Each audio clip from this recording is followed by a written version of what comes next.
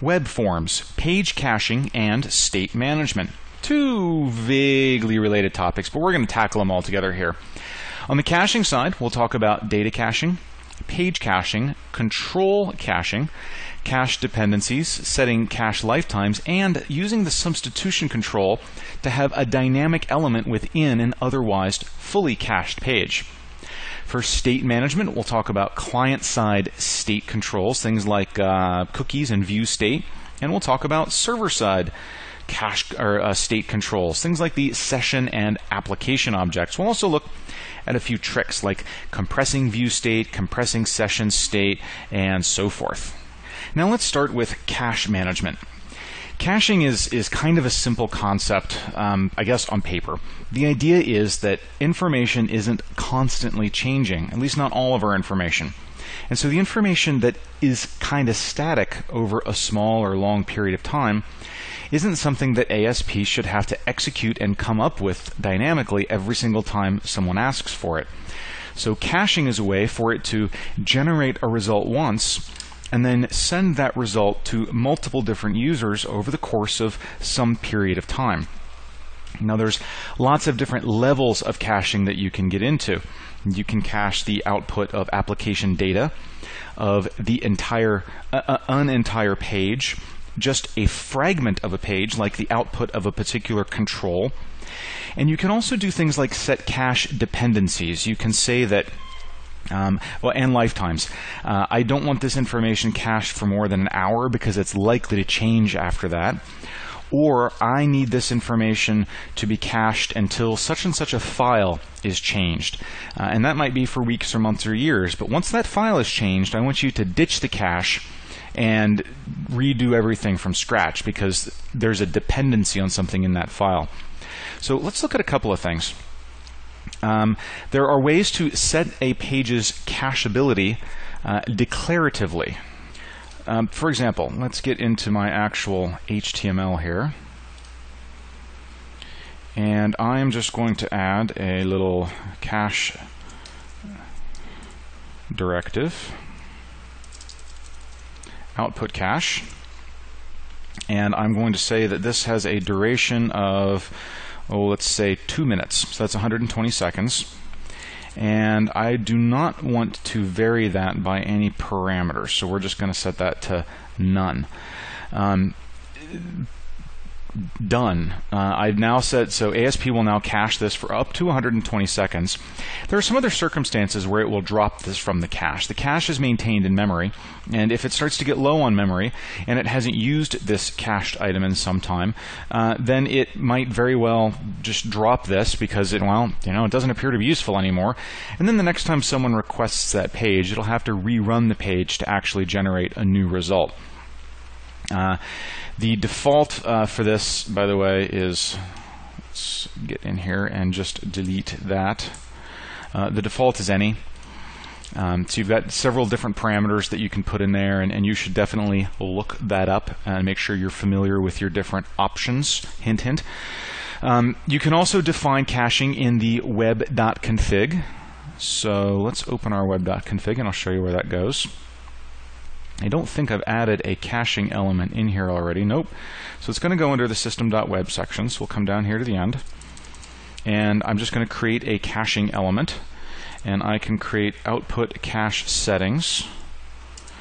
And then I can add a setting. And this name will be, well, let's just call this cache 60 seconds this time. And the duration will be 60 seconds. And we'll set that to vary by param equals none, and that's all there is to that. So that will define a cache profile called cache 60 seconds, and that will when you're using that cache profile, it will cache the page on the server for 60 seconds. So if I now want to use that profile within a page, I can come back over here and add my output cache. Oops, don't stick that in there. I wanted output cache. And this time I'll specify cache profile, and it'll be cache 60 seconds, just the name of the one that I gave it. And so that way you can sort of define several different policies that might be appropriate for different pages within your application, and then, you know, operate accordingly. Now, it's certainly possible. Let's get rid of this in the page, and I'm going to go back in here and take that out of the web config file. It's also possible to set a cache time programmatically. So if you're in your code behind file and you're doing something and you realize that the user isn't going to need to see changes to this, response.cache.setCacheability, and we're going to say I don't want this page cached. There's something in here that's going to be dynamic, and regardless of what the page declaration is, I want to change my cacheability to none. And I want to discard whatever's in memory, and I want to force this to regenerate the next time someone requests the page. And that's exactly how you can go about doing that. You can set expiration values, and I showed you how to do that with duration. You can check the validity of a cached page. So whenever a user requests a page and ASP.NET knows that it has a cached version, it has to decide whether or not that cached output is still valid. And the way it does that is by checking a cache policy that you have defined on the page. And the basic policy we set up was just time-based expiration. But there are other ways that we can do that. So here's how. Let's see, you would usually do this in the load. So let's come up here to our load event. Let's dim file depend file. We're going to call this file dependency path, but just to shorten the typing, I'm going to do file dpath. And this is going to be a string. And we're going to set it equal to we're going to grab a path off the file, so let's just say it's whatever.txt. That's some kind of configuration file, and when the contents of that file changes, we want this file or this web page to no longer be cached. So on our response object, we are going to add a file dependency, and we're going to add file dpath as our dependency. So now it knows that this page is dependent on that file. So long as that file doesn't change, this can be cached. We can set some other policy information too. Response.cache. We can set expires. And this can be a fixed date, or we can take the date time, take the current date time, and just say 60 seconds from now. So now the page will no longer be cached once this file has changed, or in 60 seconds, whichever comes first. We will set a cacheability, and we'll allow this to be publicly cacheable. HTTP cacheability, long word, public. There we go.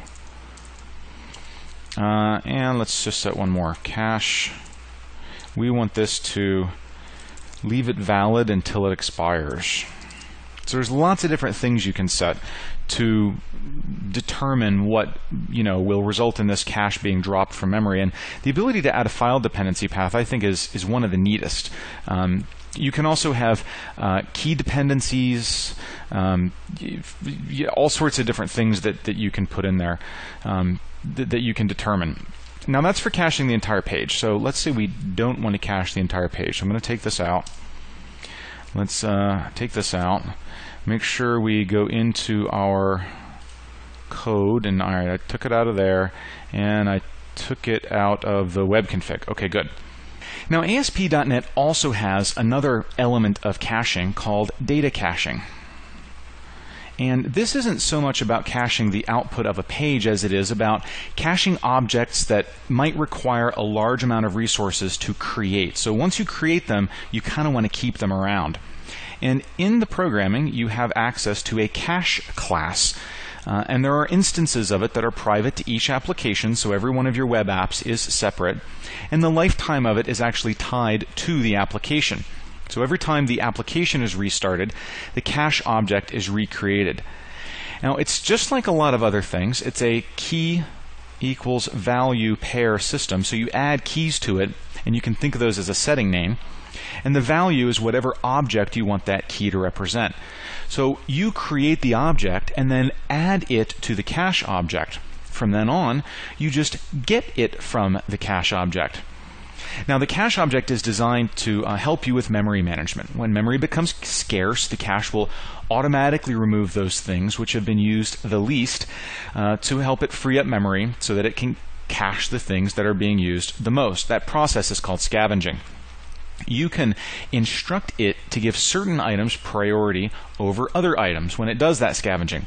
And so one of the things you can use when you use cache.add or cache.insert, one of the parameters of these, in addition to the key and the value, is a setting, and the enumeration you'll use is called cache item priority. And that allows you to tell it, hey, this is a high priority item. I really want you to keep this. You can also establish expiration policies for time spans. And a lot of other options you've got in there. So again, worth reading up on this cache class, cache object, because that's going to give you the ability to manually cache the things that ASP.NET can't really figure out how to do automatically for you. And you can really improve your application performance quite a bit that way. So the idea behind control caching is this. Sometimes you can't cache the entire page because some of the page is going to need to change on each request. But caching doesn't need to be an all or nothing proposition. If huge hunks of the page don't change, then you can just cache those portions of the page. ASP.NET offers you two techniques: control caching and post-cache substitution. Control caching is also called fragment caching. You cache parts of the page output by creating user controls that contain the cached content and marking those user controls as cacheable. Now, this does require you to create a user control, and we aren't going to talk about that until nugget number 8, but within the user control, which is really just a little web page all by itself, you're going to add that same output cache directive that I just added to default.aspx over here. So that little bracket %@ output cache. You add that to the controls web file, and that will enable caching on just that control. So the way that works is that content contained by that control can be cached, and it will be cached for however long you say. It could be static for a week, it could be static for 5 minutes, it could be static for 60 seconds, whatever else. Post-cache substitution, that's the other technique, is the opposite. In that, the entire page is cached based on a page-level cache directive, but fragments within the page are marked as dynamic and should not be cached. So if you're creating a page that's mostly static for a week at a time, maybe it's a page of updated information for company news, you set the entire page to be cached.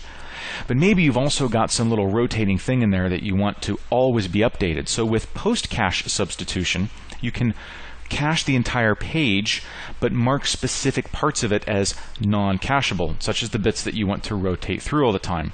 Those parts would then be dynamically created for each page request and added to the cached page output. And here's how. Way number 1 is declaratively, and all right, I'm in the right spot here. You would do that with a substitution control. So the ASP.NET substitution control, and let me see if I can just throw one in here. Yeah, just paste in there. Okay, so that's a substitution control, and I called it sub1. The substitution control specifies a section of the page that's created dynamically every single time rather than cached. So I'm putting that there. And at runtime, what will happen is this control will call a method, and I need to specify that method. So method name.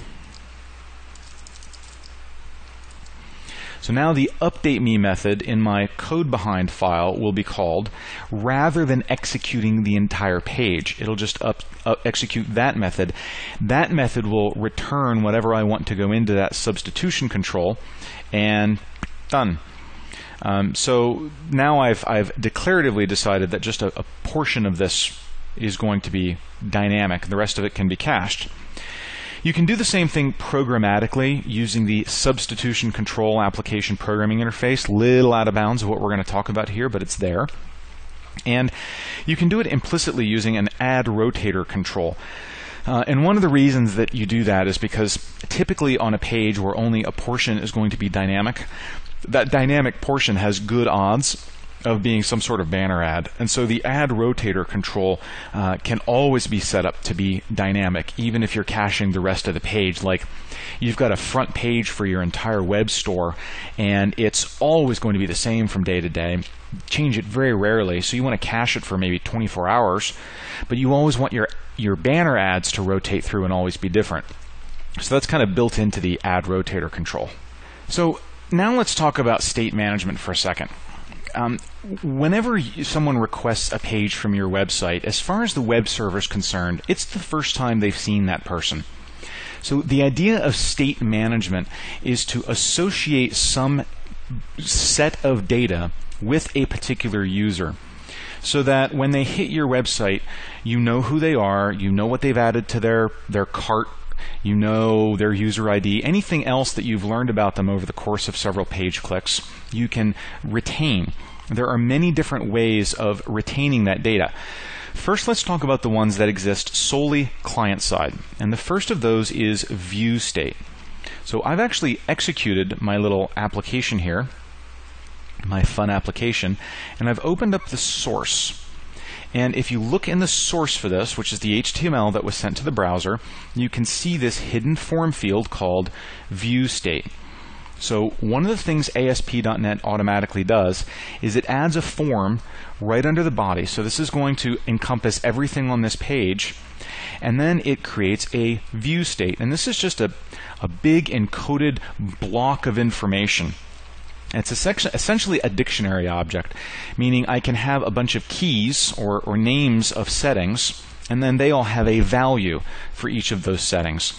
And the view state encodes all of that stuff up, and we learned about when that happens in the page lifecycle in the previous nugget. And when this gets sent back to the server because someone clicked a button or whatever and it posts back, this view state is broken down and turned into a set of key value pairs that I can access and work with. Now, sometimes you're going to need to store control state data. If you've written a custom control that's got different tabs, for example, then in order for the user to kind of get the experience they expect, every single time the page loads, it needs to be on whatever tab the user was on the last time. The view state property can be used for that. You could set a little setting in the view state that says, hey, the current tab is number 2. But the view state can be turned off at a per page level, which would break your control. In other words, if you're giving your control to another developer and they are not using view state, but your control depends on it, then that would break. So there's a lower level page framework feature called control state that's kind of a view state on a per control basis. And it works essentially like the view state, but it can't be turned off, and it operates on an individual control. Now, another place you can store information is in hidden fields, and those are always posted back to the server on a postback. That shows up, the user can see that information if they look at the source, but it doesn't render visibly in the browser. So it gives you a way of setting a name for a setting here in the ID, and then a value for that setting. When the page is submitted off to the server, the content is sent along with any other controls, and it's just a hidden repository. Now, keep in mind, it's very easy for the user to get to this information and potentially modify it. You shouldn't store things like, passwords or sensitive information or anything that's overly critical. Maybe just little preferences. Now, another technique, one that is still easily modified by the user, but which is a little bit less visible to your average user, and close this down, I'm going to stop that from running, there we go, is a cookie. And that's just a small little piece of data. Again, you give it a setting name and a value, and that's sent off to the browser, and typically it's either stored in memory or on a small text file on the client's computer, and it contains site-specific information. So the deal is, whenever a user sends a request to a website, their browser looks to see if it has a cookie for that website, and it bundles the cookie into the HTTP request, and you can stick things like a user ID in there so that you'll have access to it. And the last option is a query string, and that's when you're in a web browser and you get something like, well, what just flashed by there, mywebsite.com/page.aspx question mark setting equals value ampersand setting equals value. That's a query string. So one thing you might stick in there is a user ID. That would allow you to then look up that user in a back-end database and get other information about them. The trick to doing this, if this is the only way you're going to maintain that user ID, is that every single thing a user might click on has got to have this embedded in the URL, and it's very simple for the user to just go in there and modify it. So it's very simplistic, not really secure, definitely nothing that you want to really rely on because it's very easily tampered with. So those are the ways that you can maintain the state on the client without having to use any server resources whatsoever. ASP.NET does offer you 3 ways of using server-based resources to main state. One of those is called the application state. Let me get over to a code window here. If you have some settings that are going to be maintained across an entire application, that is, across all of the users who are hitting your website, then you have this application object that you can add keys to and get settings from. Again, key value pairs. On a per user basis, you have a session object that you can add information to, remove information from, get information out of, and so forth. The session information is maintained in the server's memory. The server, ASP.NET, is going to automatically send information to the client, some sort of session ID, and the client will send that back with every request, and that's what allows the server to match each user up to their session information in memory. Now, there are different ways of doing that, but probably the most common is a cookie. So the server will make up a session key, send it to the user as a cookie. The next time the user accesses a page or requests a page, that cookie comes along. The server gets the session ID out of the cookie, and now it knows which hunk of stuff in memory that user goes with, and that's how it keeps the users separate. Generally, the server makes up a new session key for every single response it sends so that they're always being changed, so that it is possible to change them, but it becomes difficult to spoof them. Now, the last technique is called profile properties, and that allows you to store user information commonly in a database. So rather than storing all that information in memory, which is difficult if you've got multiple servers serving up the same website because they can't share memory, you push that data into an ASP.NET profile where all of the servers in your web farm could access it. So you should definitely read up on profiles and what they can do for you as part of session state management. Now, 2 quick things I want to talk about the view state. I want to kind of come back to that. Keep in mind that the more data you shove into that view state, and on a large, complex ASP.NET page with a lot of form controls, it can become large without your help. You're pushing a lot of data over the wire, and you're potentially loading up the first part of your web page with a bunch of nonsense that if a web spider, for search engine optimization purposes, if a web spider looks at that, it's going to just get bored and leave and not get the majority of your page. So there's 2 websites I've pulled up, and let me just show you the URL here. So this is blogs.msdn.com/b/shop archive 2007-04-06-204-1078.aspx. Older article for sure, but still works. And it talks about compressing the view state.